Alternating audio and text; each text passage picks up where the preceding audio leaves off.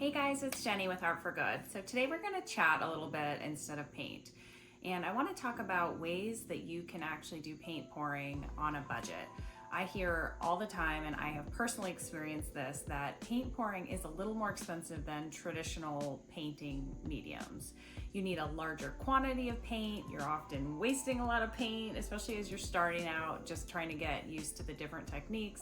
And the dollars can quickly add up. So today I have 7 ways that you can save money doing acrylic paint pouring. So let's get started. And don't forget to check the description below for links to some of my favorite Amazon finds that will actually save you money in the long run. Tip number 1 is to use reusable containers. You can use condiment containers to mix your paints in. That seals. If it's airtight, it'll keep that paint nice and fresh for you to use later. You can also use any kind of containers you have from food. For example, if you have a yogurt container that has a Tupperware, anything that really has a sealable lid to it, you can wash it out and use it to mix paints and save paints. So instead of recycling those, you can recycle them in a different way and use them for your paints. Tip number 2 is to shop sales and discounts. Take advantage of those bulk canvas sales or acrylic paints on sale.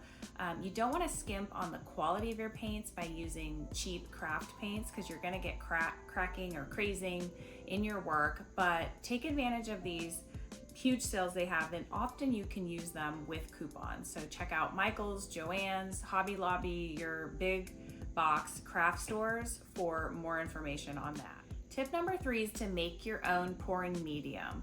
So it can be very tempting to get the nice Liquitex professional grade pouring medium from the craft store, but that's not actually going to get you very far. I always mix my paints with Floetrol and water.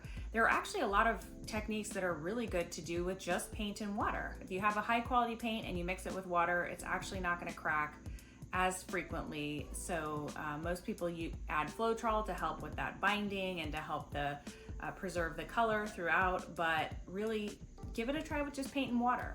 Tip number 4 is to reuse that paint runoff. So I put a piece of plastic underneath my paintings, and at the end I will actually scrape the leftover paint into a cup or a container to save for later on. So if I have a similar color I'm using for a future painting, it's a good sort of filler that I can use to help mix that up. So give that a try. Tip number 5 is DIY tools. If you have followed any of my tutorials, I use a lot of tools from my kitchen, old colanders, bowls, spatulas, things like that in my paintings. And so you should feel free to use that as well. Obviously, once it's used for painting, I don't reuse it for my kitchen purposes, but you get the idea. For example, I have a whole playlist here of art that I have created using a cake pan from my kitchen. So don't be afraid to get creative and look around your house for items that might be good to use.